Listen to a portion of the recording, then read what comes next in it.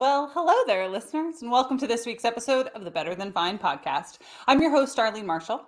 And back when I was a little baby trainer, when I first became a personal trainer, I was taught that there are three kinds of goals that my clients would come into the gym with. Either they wanted to change the way that they look, their aesthetics, they wanted to work on bettering their health, or that they would want to enhance their athletic performance, right? They're going to like run a marathon or something.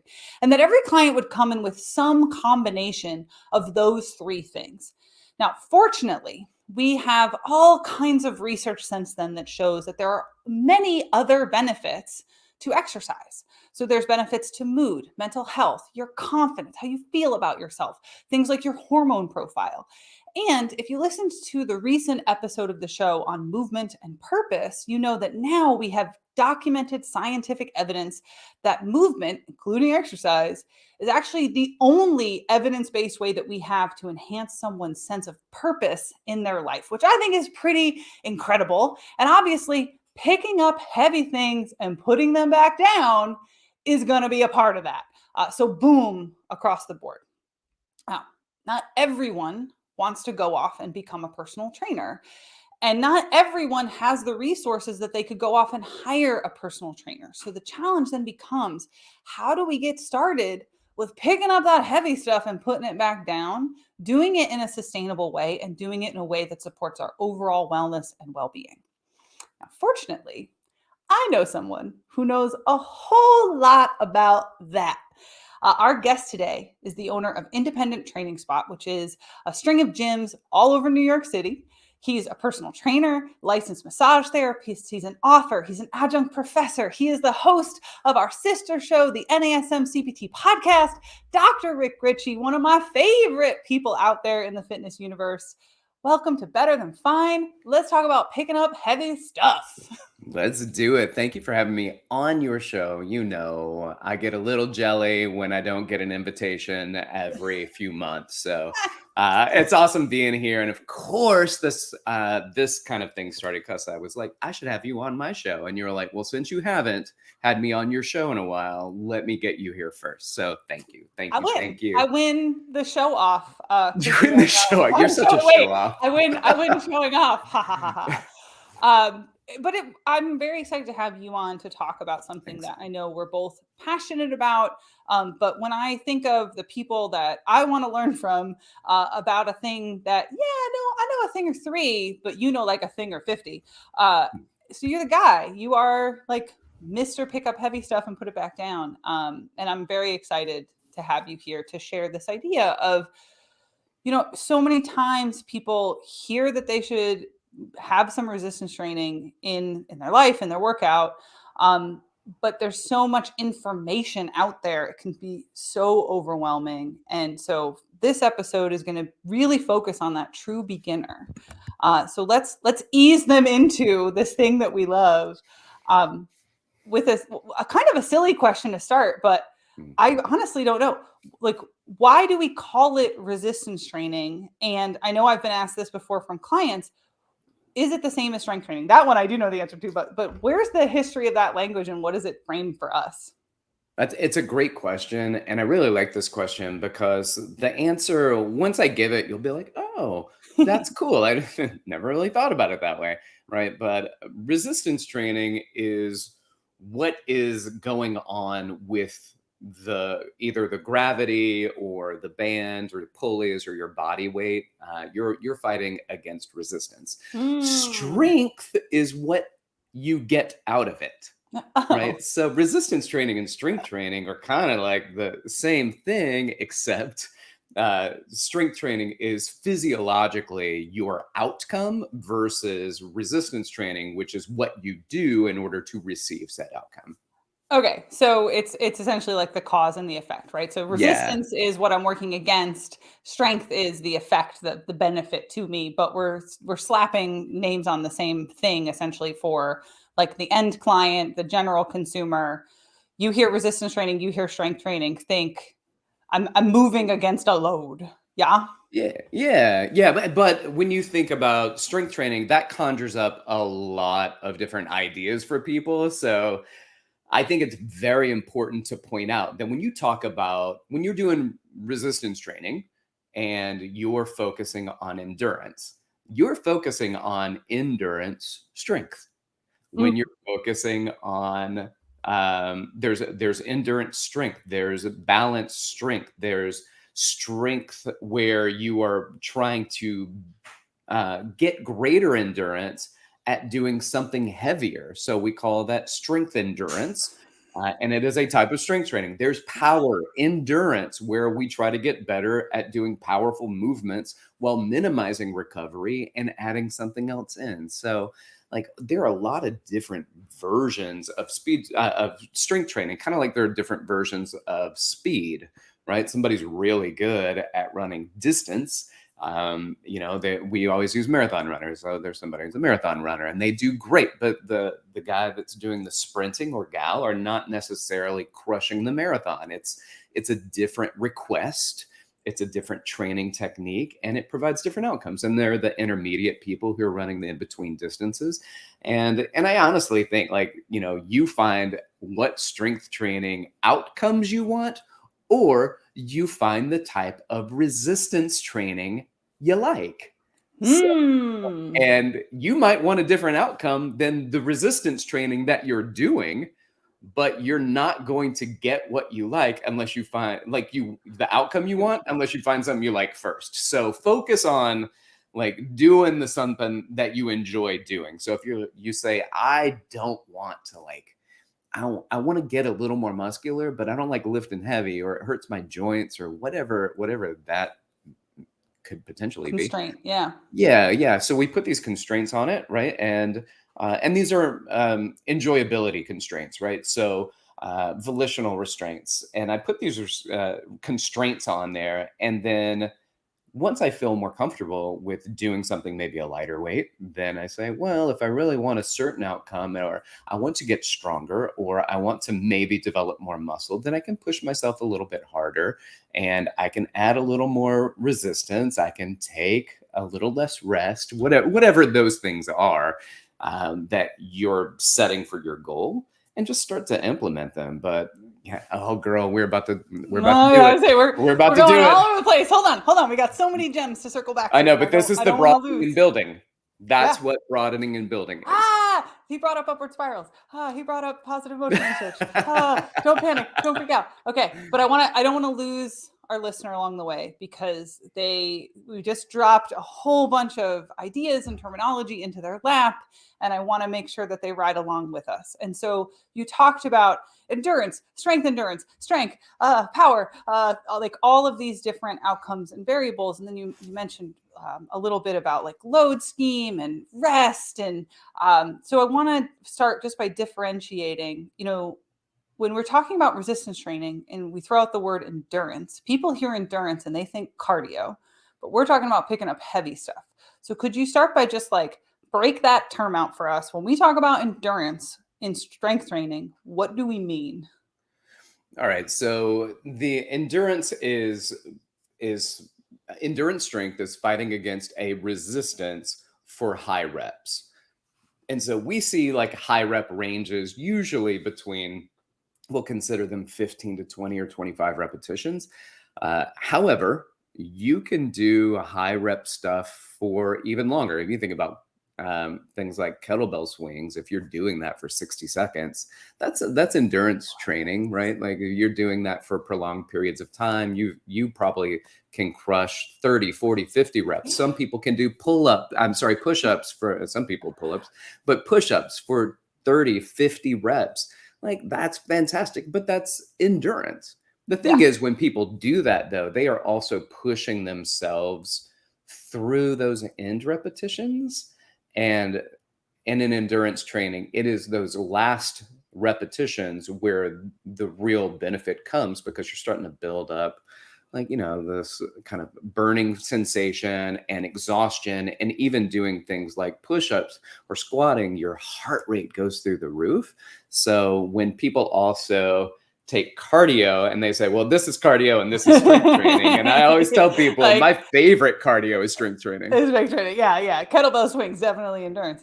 But I think the way that I always frame it to clients is muscular endurance, strength endurance is, can I repeat the pattern over and over and over and over and over and over and over as many times, maintaining good form and control, right? Without degrading the pattern. And that's partly what we're training. And I think that's what I hear you saying. And, we talk about these different rep ranges.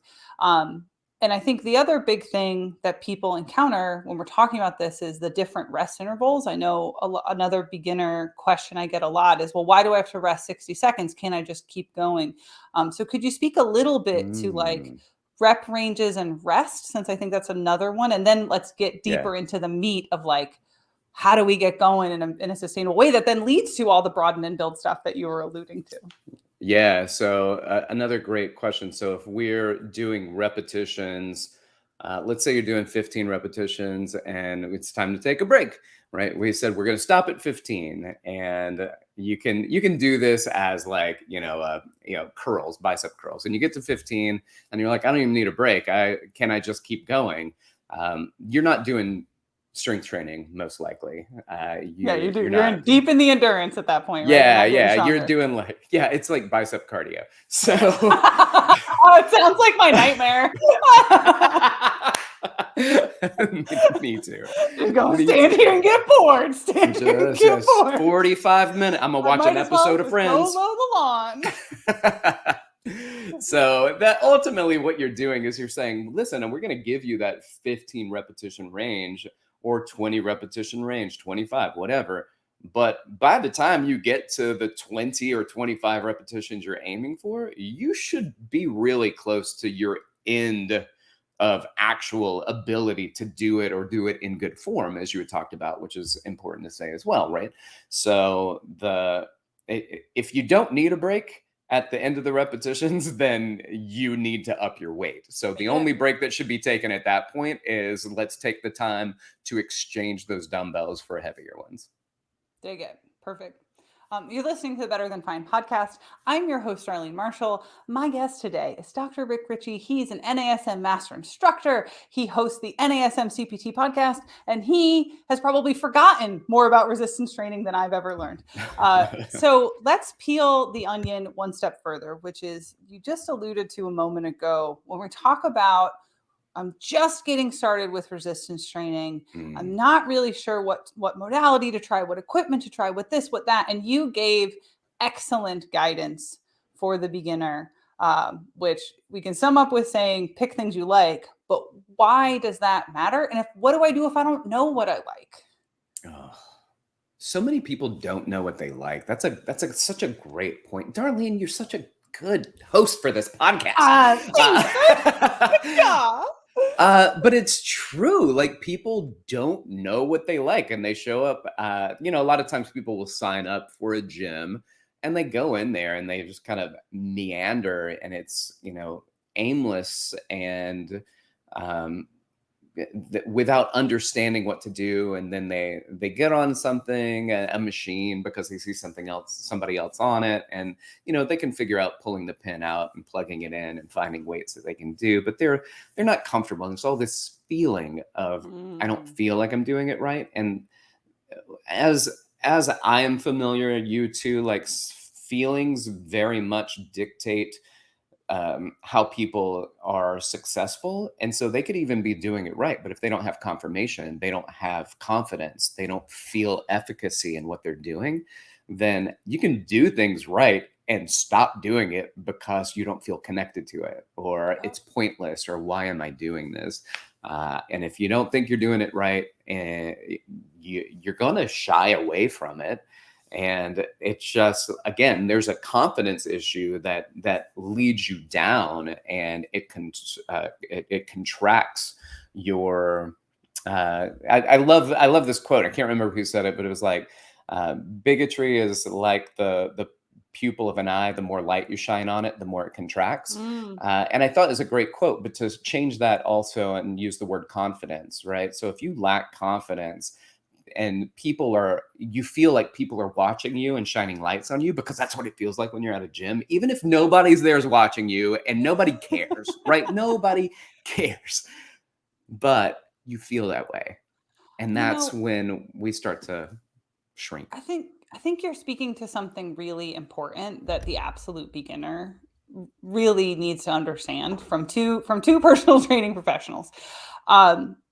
You're describing the person who even had the efficacy to walk in, join the gym, and poke around at a couple machines.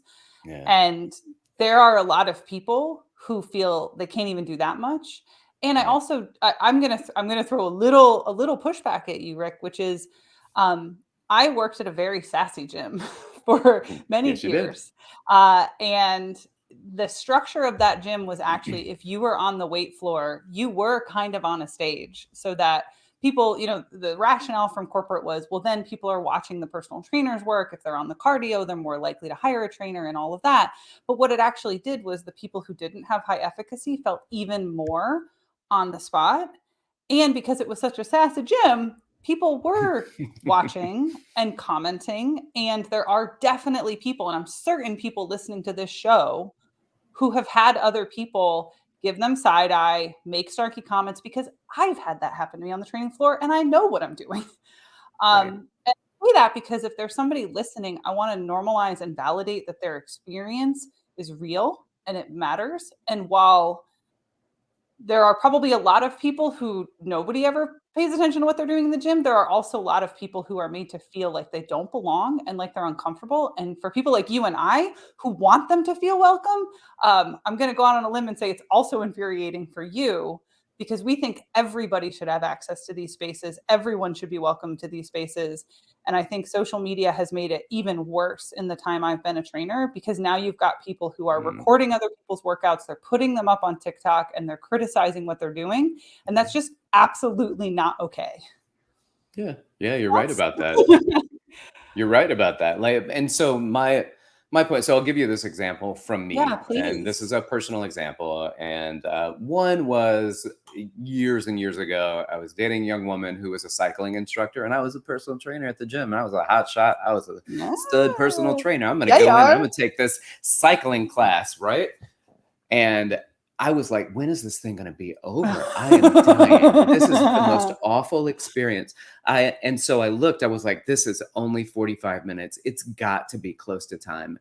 And I swear, darling, this is a true story. I looked at my Yeah. watch and we were 8 minutes in. And I was like, no, No. no, like, but this was me trying to be who I am in on the training floor in a place that I've never been, something that I've never done, believing that I can be just as effective, just as efficient, just as confident, and then realize that all of those people that are in that spin class are crushing it, and I don't know what I'm doing. So You fast suck and forward a few win. years later, I same thing. I never went running because I was terrible at running.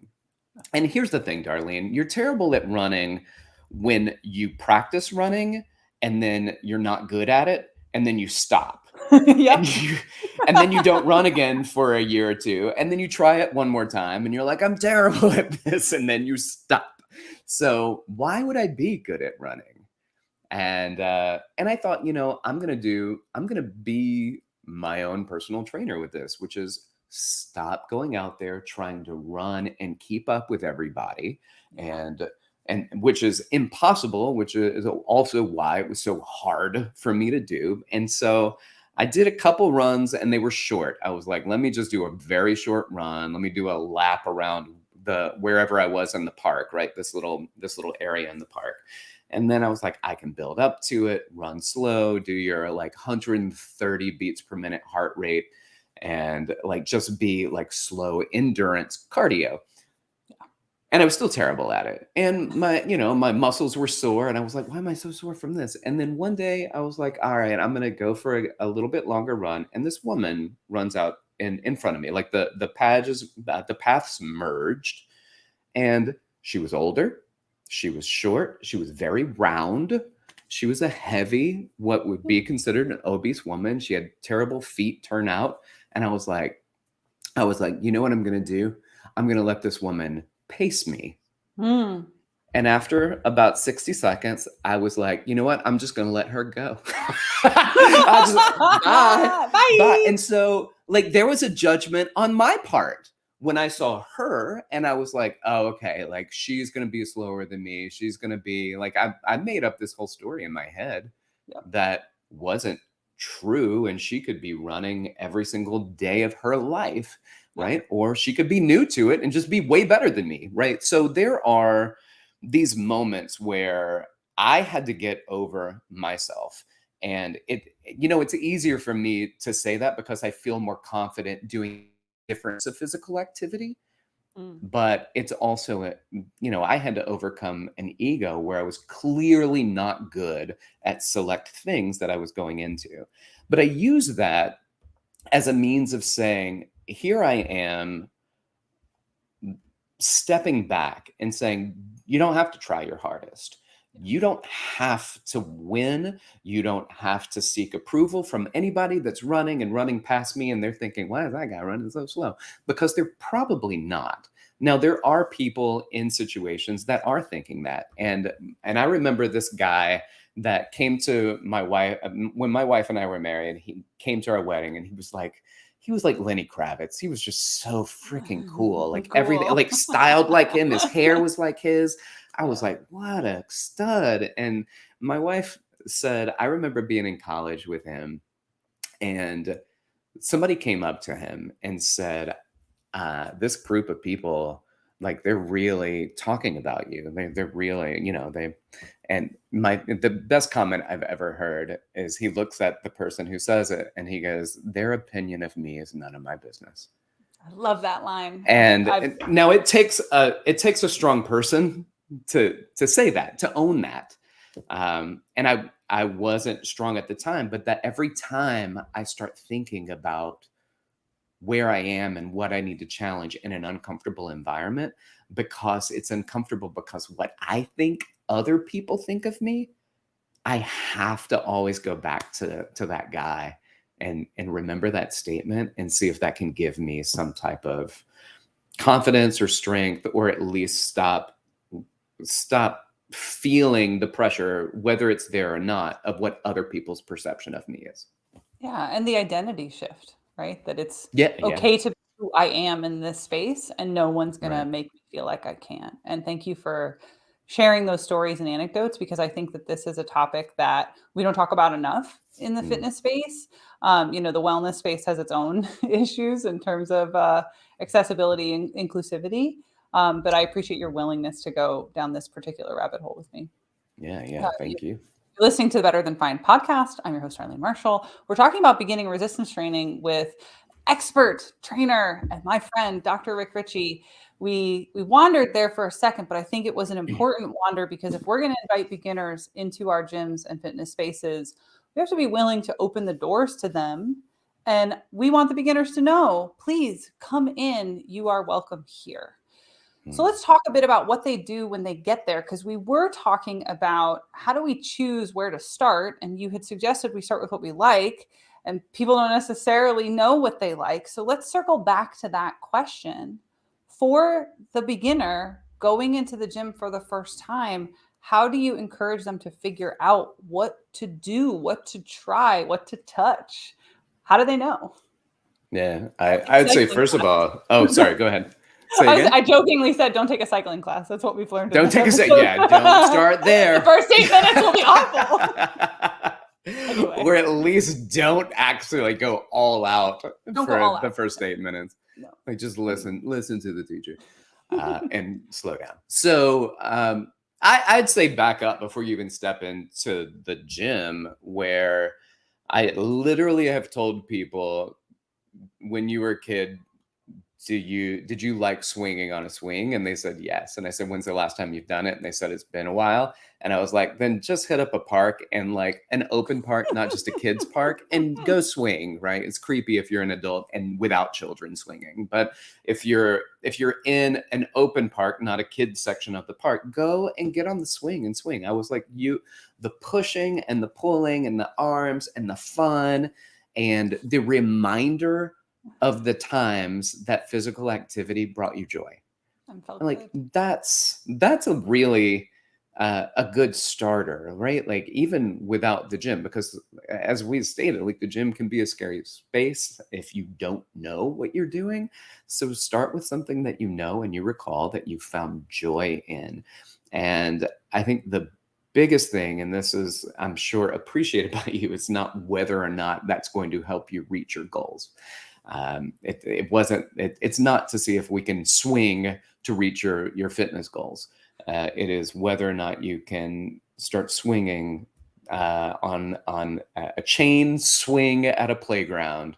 Yeah. To see if you can get back in touch with movement and the enjoyment of getting up and getting out and doing something, because a little bit of A little bit something of something better is than a better whole lot than of a whole nothing. lot of nothing. So Originally said start by where you're Rick comfortable. Richey on this Thank show. you.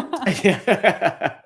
Yeah, I think, and it immediately made me think of all these other things, right? Like a friend of mine and I, the most sore that I have been recently was a friend of mine and I went roller skating, and Oh, jeez. like my butt and my quads and I lifts, they were killing me. I was like, Yeah. oh man, this is so much harder than I remember when I was 10. But Yes. there's all kinds of playful things that we can invite into our lives. We've had a recent episode on adult play. It can be very challenging for people to open up the playfulness. And so I love this little example of just go try something that you used to like. And I'm Yeah. also reminded, like, swinging a kettlebell actually feels remarkably similar to the rhythm of swinging on a swing. That's And true. so there are ways that you can bring that kind of playfulness into resistance training. But let's say that somebody's already, they play soccer with their kid, they jog 5K, they do yoga, and they're like, no, I definitely want to pick up some heavy things and put them back down. I just don't Right. know where to start. Where Mhm. did they go? Yeah, so you can start on your own. I think just doing body weight exercises where you feel comfortable, starting with what you're comfortable starting with. Like, that's always the first step. Wherever you are, whatever you're doing, start with what you're comfortable with. Hmm. And then if you're comfortable going to a gym, right? So you're making your way to a gym. Uh, I would suggest seeing if you have a friend, first of all, that knows something about exercising at a gym, that also knows that you're new to it, that will not absolutely destroy your body the first time you're there. Yeah, So, don't go with the person who's too intense. yeah. So, because the problem is with people that lift regularly that aren't professionals, they kind of think that people can do what they do on their maybe light days or their easier days. And I'm telling you, like, one set of resistance training, like doing squats for somebody who has never done squats, one set might be enough to keep them, a little too heavy or a little too slow or a little too whatever. It might be enough to make them be like, I'm really sore and I don't like this feeling. So this is why I always tell people also, when you're starting out, like, start slow. I think the majority of people, some research I saw a while back was like they started resistance training program and stopped within 6 months, right? So the Hmm. majority of people are in that category. But why are they in that category? And that's the question we need to ask. And sometimes I think it's because a couple things. One, when you go into a gym, most people start as if they are trying to solve their fitness concerns today. Mm. And that is a dangerous approach to it. Like, you are not going to see results today. You're not going to see really any results this week, most likely, not for the next month. It's going to take a little bit of time for your body to get used to it. The first things that happen are neurological, not morphological, which means your body is just getting used to engaging more muscle fibers. Neurologically, my nerves create muscle contraction, but we only request so many of our muscles to fire if we're not lifting heavy.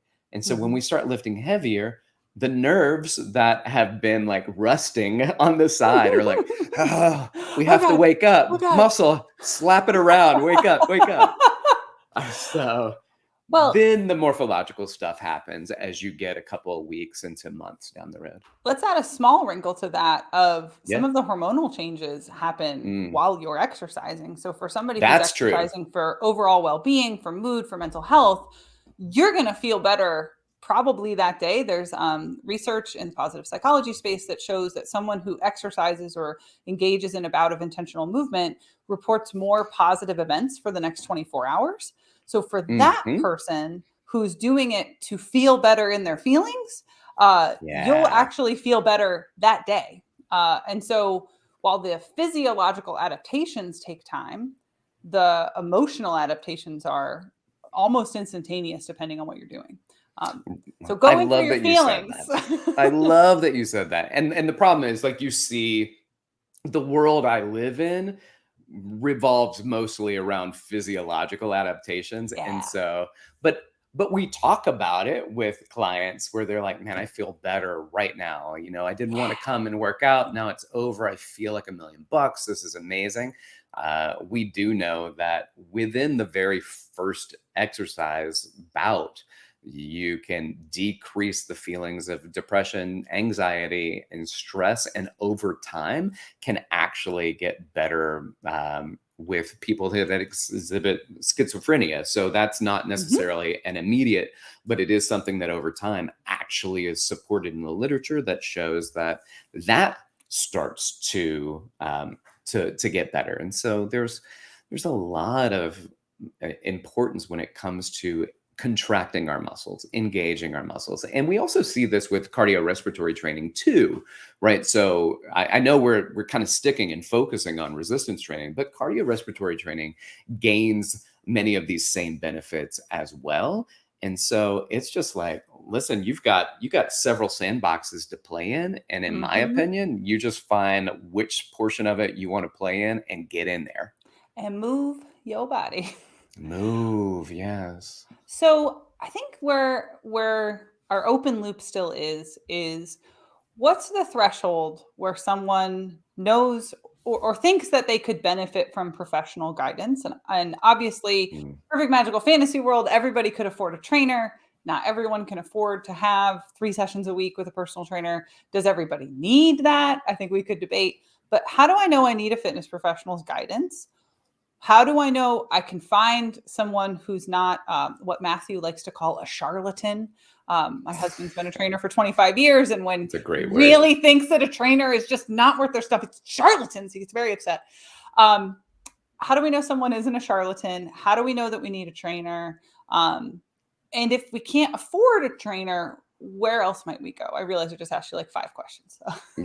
Yeah, so I will do my best I to. believe I'm in you. educated. I'm not smart. So I think for the 2 decades that you've been educating personal trainers, I think other people would call you shenanigans on that statement. Charlatan. Charlatan.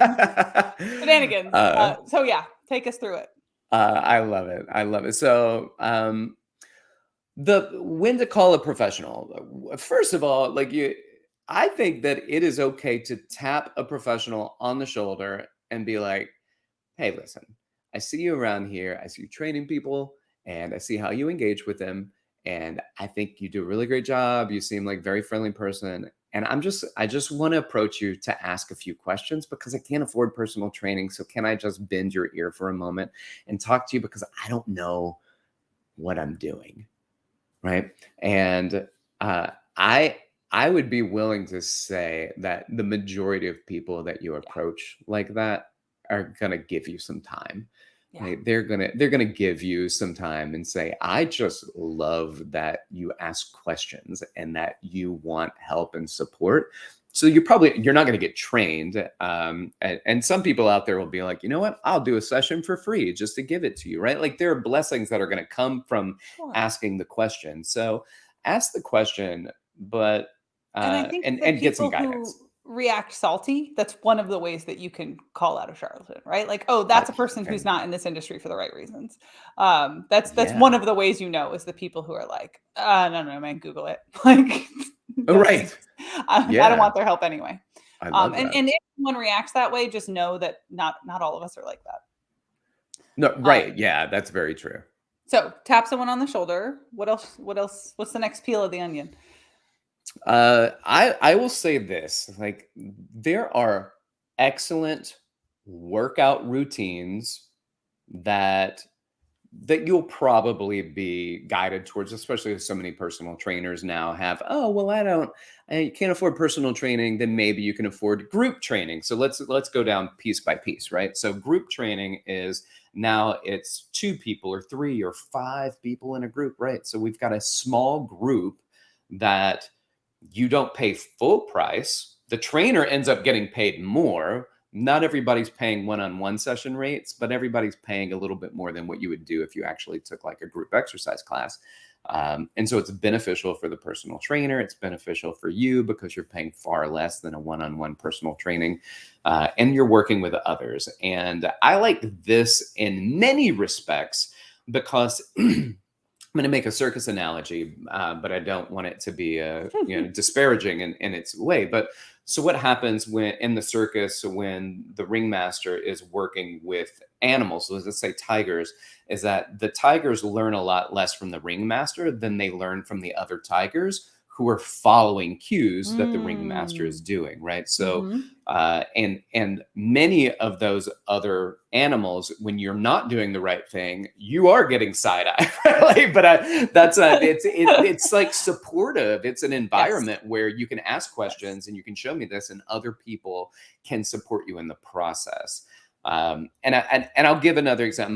My daughter, she was doing jujitsu for only a few weeks, and she was like, I just don't like it. First of all, she's coming of age, and so wrapping your legs and wrestling people is not what she finds to be something that she wants to do in downtime. Different girls like different things. Yeah, she's too young. So what she said is, I also don't like that I don't know what I'm doing, and other people have to help me, and that's not their job. And I looked at her with like the most love in my heart, and I went, "It is their job. Yeah, it is their Like job. that's what you do when you do a group. Like you're in there That's what helping to community support." does. Yeah. And so I want to encourage you that. And then, so if you're going personal training, can't do it, small group training. So can I work out with a couple of more people that are paying and we can bring the price of a session down? Go for that. And then, of course, there's, as a personal trainer, you can also do group exercise classes at the gym. Usually they're free with your membership. And I think that's a great way to get in the door. Just see if there's a, kind of a leveling system. So it probably won't say beginner, intermediate, and advanced because corporations don't like to make people feel that way, because there are a lot of people who've been exercising for a long time but can only do that quote beginner level, right? So we use different terminologies just to try to make people feel comfortable in where they are. But But even if Oh, go ahead. I just want to speak to this idea of a beginner because some of the most skilled personal trainers I know have the simplest workouts, because a Yeah. lot of times the most basic movements are actually the most effective when we talk about longevity and function and well-being. Mhm. And while, burpees and crazy kettlebell stuff and vipers and all of this like specialty equipment like looks really cool and can be really fun, it's not always going to be the thing that will be of the most benefit. So the boot camp Agreed. classes can be really cool, but you don't have to do boot camp classes to be That's right. successful in whatever it is that you're pursuing. And I say that as somebody who can't do boot camp classes because I always get hurt because of the EDS. Mm. And so just because somebody's doing wild stuff doesn't mean they're actually the most knowledgeable practitioner.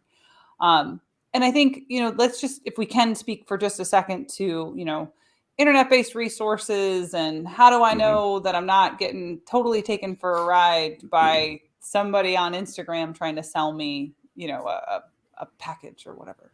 Sure. So that next kind of tier down when you're working with personal trainers, a lot of personal trainers now have an online business where you can do programming. Mm-hmm. And if they don't have like a delivery system, like an app, here I use this app, and this is my app, which is just a rebranded section of the app for Yeah. that trainer. They could probably just like write it down and be like, hey, here's, can you give me a workout that I can do for the next 4 weeks that I can do twice a week, and just write it down, and I'll pay you, $20, $30. Like, what would you charge me? and to just write it down, knowing where I am, knowing what you know about me, just in this brief conversation, because I tapped you on the shoulder. Remember that, like talk to somebody. And then they do programming, like monthly programming, which is different than training. Programming is writing out an exercise routine that you hand off to somebody and say, this is what you're going to be accountable to do, what I'm giving to you for this. Now, with that being said, you can get exercise workouts and even programs with a Google search, Yeah. right? But doing something where somebody they know you and they've met you and they understand that you don't like to do things on a stability ball, and you don't like the loops that you might do certain exercises with, and it hurts when I do something overhead. All right, so that's all taken into account, and that's a lot different than just a Google search that brings up a program. But there are people out there that are selling programs that are, in many instances, charlatans. Now, it doesn't mean that they don't exercise or work out. It just means that they're not personal trainers. I feel pretty confident. Like I can speak a little bit on sleep, but I'm gonna defer to people I know that are sleep experts if it really comes down to this conversation, like Dr. Allison Brager or Dr. Rebecca Robbins. Like I'm gonna be like, those are your people. They went to school and they study sleep and they research it, right? So, but I can talk about it.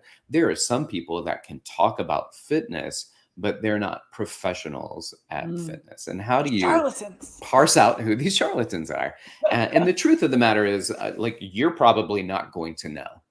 And so the first thing that you can and I think should do is the first stop is, do they have a reputable certification?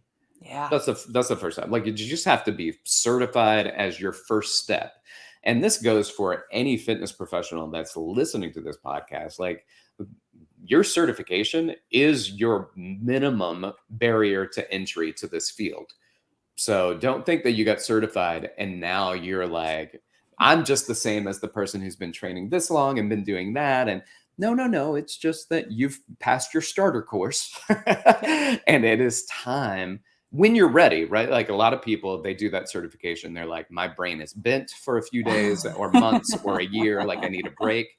But then you've got to get back into it and sharpen your sword again. And one of the best ways you can do that is being around other people who sharpen their swords. Do they go to conferences? Do they do webinars? Do they actively seek out educational opportunities? And that's the kind of stuff that you want to know, because they're flexing their brain muscles, so to speak, and to be better at delivering a service to you. And that should be held highly valuable to somebody that's seeking a personal trainer. So what is their education and what is their relationship with learning when it comes to their job?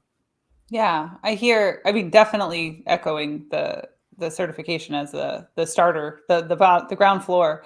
I think the other thing I want to highlight is, you said most trainers, because I do know some excellent trainers who don't have online presences, but a lot of them do. And taking a look at their content and making sure that their values, their mission, their ethics align with your value system. Because I certainly know some people who have, they have beliefs about, whether it's wanting to be rate neutral, wanting to just focus on their health or their well-being, and then they go and hire a fitness professional who keeps pushing, weight focus on them or other goals that they don't actually have for themselves. It's like, well, yeah, but did you look at their socials? Because their socials are very transparent about their belief system. And so regardless of what your goals are, bothering to check, does this person's values and beliefs and methodology align with what I want for myself? Because if they're not pushing a narrative that matches what you want for yourself, you're not going to get the thing you want for yourself. They're going to push what they believe on you. Such a beautiful and great example. And I tell people when I teach a workshop, when we used to teach workshops for NASM, it's been a while since we've done live workshops. But you go in because you want a certain thing. And if you work with a Pilates instructor, you're going to get Pilates. And you work with a bodybuilder, you're probably going to get bodybuilding. And you work with a sprinter, you're going to be doing A steps and butt kicks. And like, that's what you're going to get. But if you work with a personal trainer who is kind of a generalist. And I think all trainers need to be a generalist, but they're pushing bodybuilding or they're pushing Pilates or whatever. It doesn't mean that they don't have their niche. I think everybody does, but are they giving you what you want? Now, I, as a personal trainer, also try to manage expectations when it comes to that, right? I have to manage expectations because if you're coming to me for weight loss, then I have to say weight loss is very well supported with fitness, but it's not how weight loss really occurs. And I know every trainer just now who's listening to your podcast goes, "Don't say it to the public, Rick."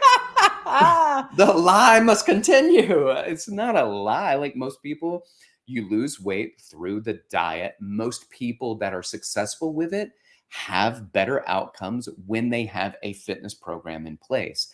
So with that being said, like if I'm trying to pitch you something that I can do, and first of all, it's not working, or if I'm giving you something that's not providing the outcome or the experience that you want. I don't like doing this, but you keep making me do it. Sometimes people don't like doing anything, so you have to pick the things that they hate the least in order to keep them there. And like you said too, like the other tools, when we talk about resistance versus strength training, resistance training tools are things like the Viper and a domed inflatable ball and things like that. And those things can be good for fitness, but they're also just good for novelty, where you go, "Oh, this is fun. This is a cool thing."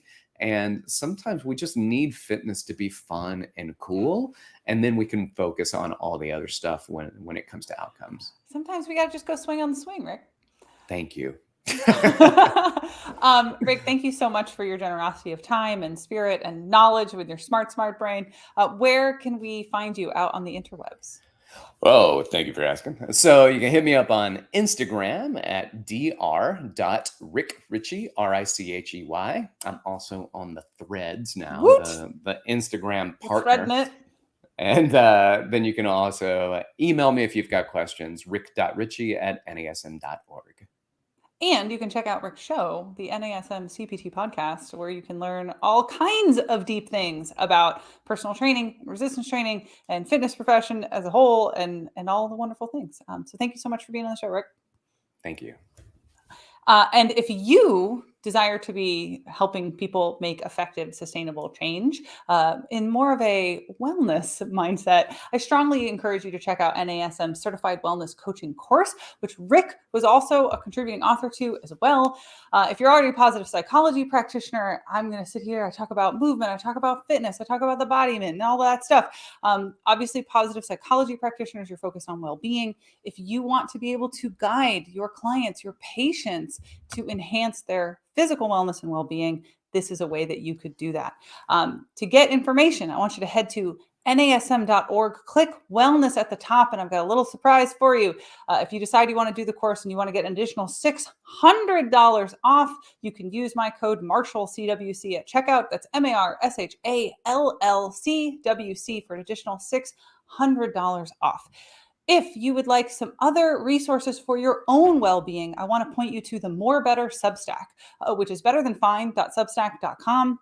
There you're going to find additional practices, resources, workbooks, bonus episodes of the show for paid supporters. And if you're a fan of my work, you want to support that work, of course, you could do that there. That's betterthanfine.substack.com. And if you're a fan of the show, I hope you've already subscribed. If you haven't, you're going to want to do that. And I would love to hear your feedback. You could email me. It's info@darlene.coach. I'm on Instagram. That's darlene.coach. I'm on Threads. That's darlene.coach. You might be picking up on a theme. Like, subscribe, share, tag us. Thank you so much for being a fan of the show, and be well.